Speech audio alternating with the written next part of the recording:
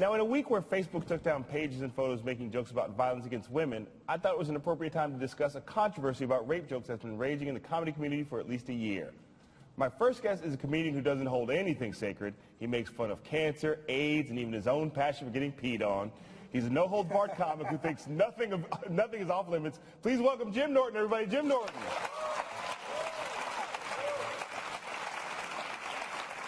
And my second guest is the woman who literally wrote the blog on what's wrong with rape jokes. She's called out everybody from Louis C.K. to Daniel Tosh, and now she's ready to put Jim on blast. Please welcome Jezebel staff writer Lindy West, everybody. Lindy West.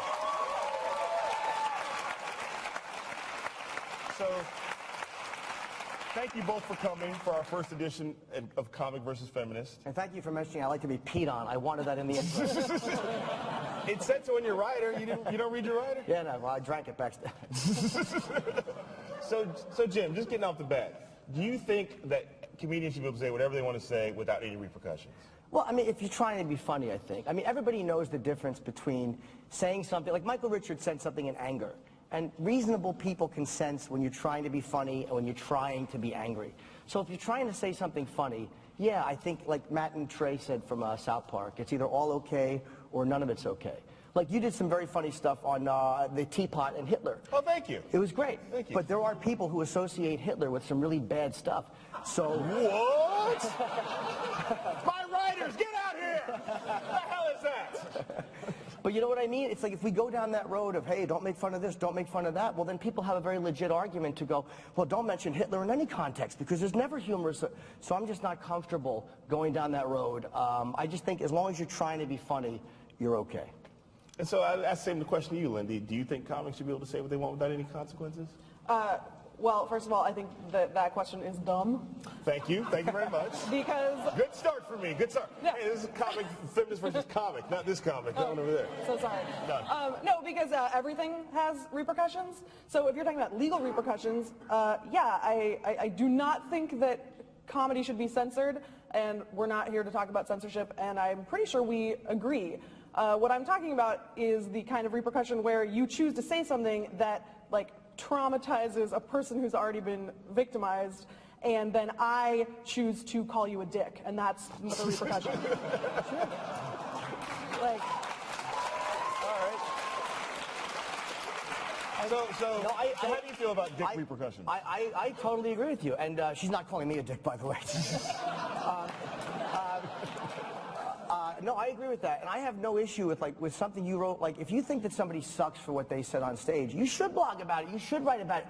As long as a person isn't calling for somebody to get in trouble for an opinion or a joke, I have no issue with somebody calling out a comic and going, hey, I think you suck for doing that, as long as there isn't the asterisk which says you should get in trouble for doing that. But yeah, if we're not talking...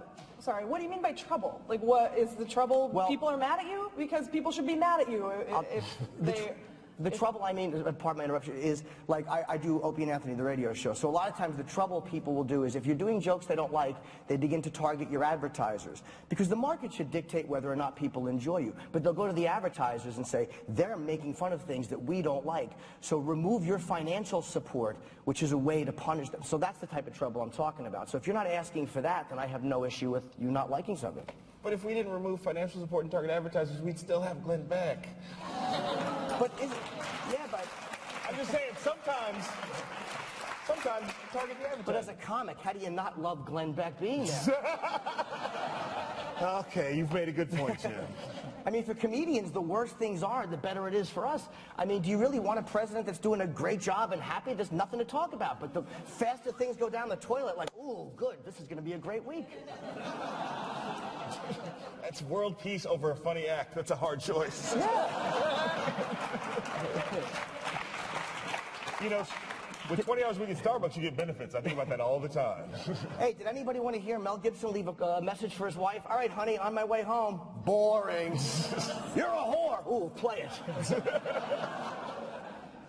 So, I mean, that's the question. I mean, other people say it's like, you know, are comedy clubs inherently hostile environments for women? Well, they are dark basements full of angry men. So, I mean, fundamental level, it's not an awesome place to be. And people are drinking. Yeah, people are drunk, and then there's just a dude on the stage being like, hey, wouldn't it be hilarious if everyone raped that girl? And then everyone laughs, and then, by the way, sometimes everyone does rape that girl, and that's a thing that really happens in the world. Like, I don't mean that the people in that club then, like, rally and they're like, I'm not doing anything. But I mean, like, in the broader scheme of the world, this is a thing that happens. And it's actually really trivializing to say that mocking and exploiting a rape victim's trauma to her face, because there will be women in that audience and probably men who've been sexually assaulted, is the same as, like, making fun of a thing. Like, it's not the same. It's not the same. And you're not... Even if that thing is Hitler?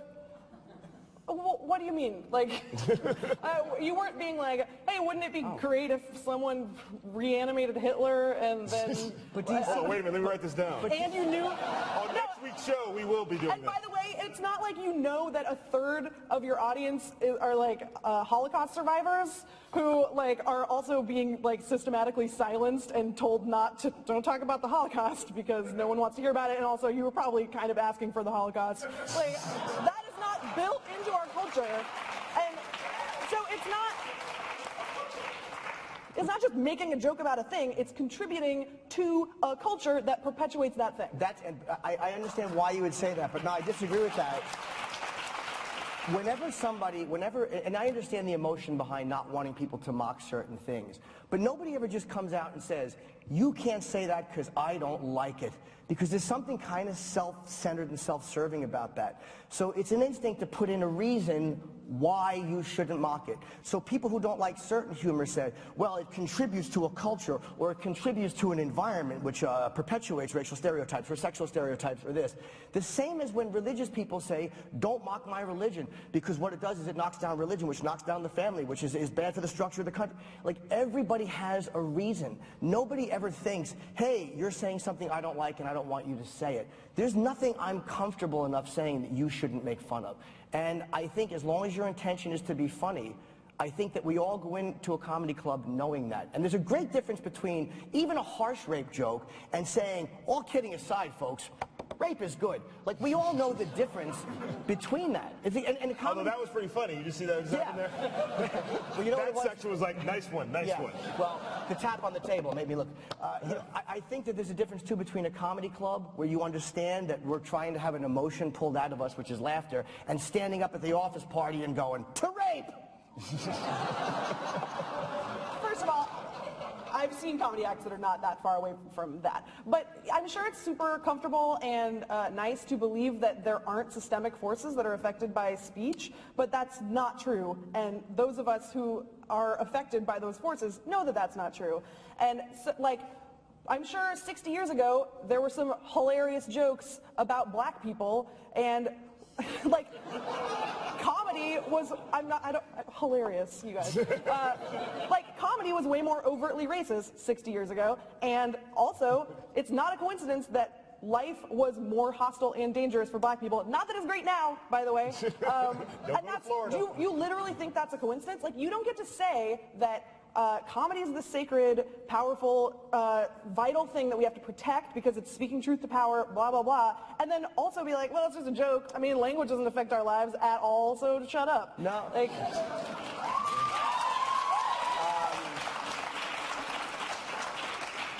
comedy is not a cause of what happens in society. A lot of times it's a reaction to what's happening and a reflection of what's happening.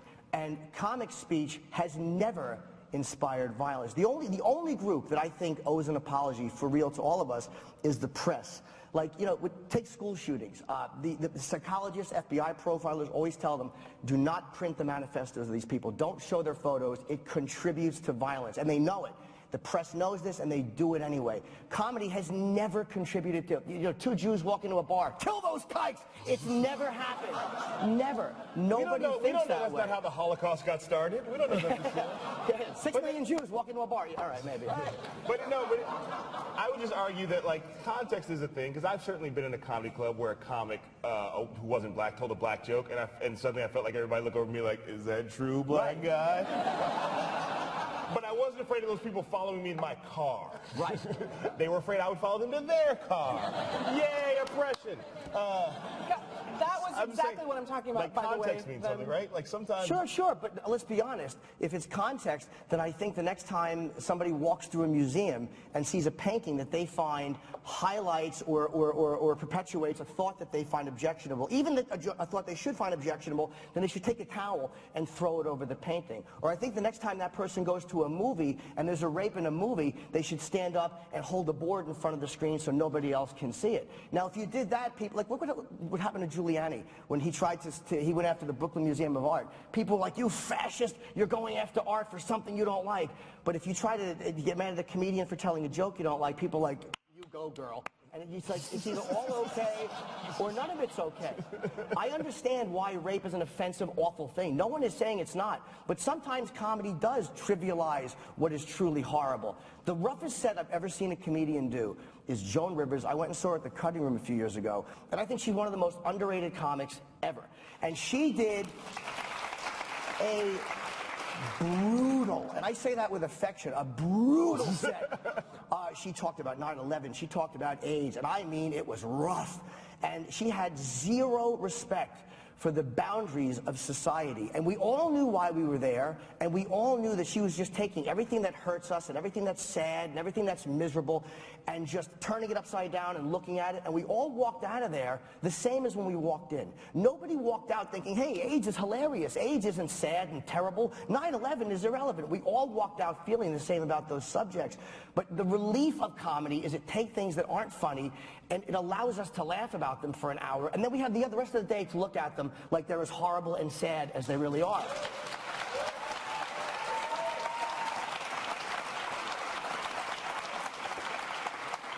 I mean, don't you, what would you say to that, Linda? Obviously, our opinions on how speech affects the world are very different. I don't know, if you don't believe that the pervasiveness of jokes where the comedian, by the way, isn't making fun of how horrible rape is, they're making fun of someone who got raped, often, like in this, you know, I mean, it's just a crutch, by the way. It's not even edgy at this point. It's hacky at this point. I'm not going to defend bad comedy. I'm not saying you're wrong about that. Like, none of us are going to defend bad comedy. No, but, and, like,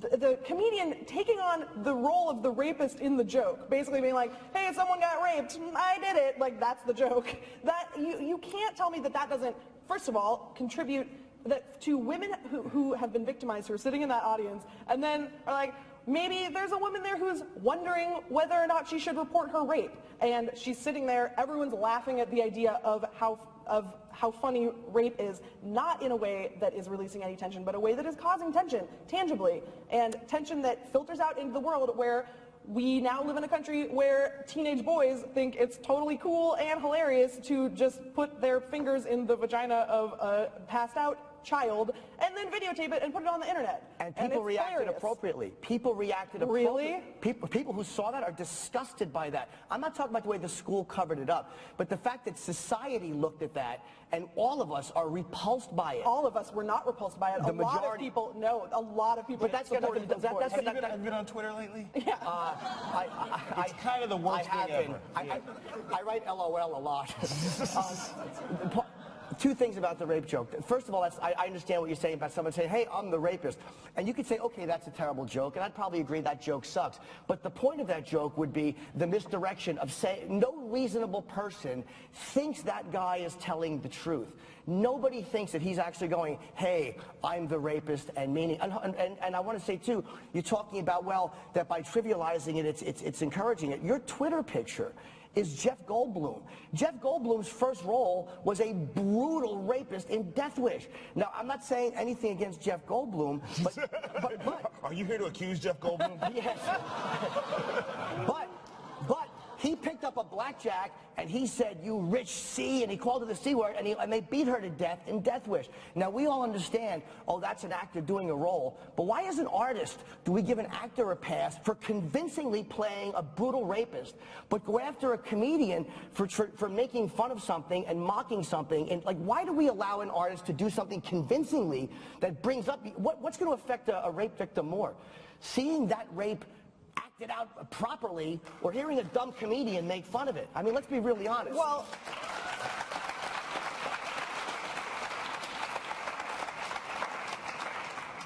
have to choose between those two things. If someone went and saw that movie and they were offended by it, they are more than welcome to complain about it, which is all that I'm doing right now. It's just about accountability. If you want to make that product and stand by that, that's fine, but I get to call you a dick. I get to call you out. Yeah, absolutely. And, like, if we all agree that it's just a crutch and it's just like a hacky premise that people use because you want to get a reaction, you want to shock people, like, why does my vagina have to be your crutch? Can't you use something that's yours? Like, why do you have to come in to my oppression and, like, use me for your closer? Like, You know what? I don't think we're going to top vagina crutch as the closer of this conversation. There's clearly more to discuss here. We will post the whole thing online. I'm just glad we get the conversation started. I'm a comic who's been accused of being a comic, and I'm a feminist who's been accused of being a feminist. I've been accused of being horrible at both. But I want to thank you for coming. I think the best way to end this is for Lindy and I to make out for a little while in front of this entire crowd. Maybe you and I make out for a little while? Lindy West and Jim Norton, everybody. Give them a catch Jim's stand-up special, American Theater, on FX in August, and read Lindy West on Jezebel.com. Give a round of applause, everybody.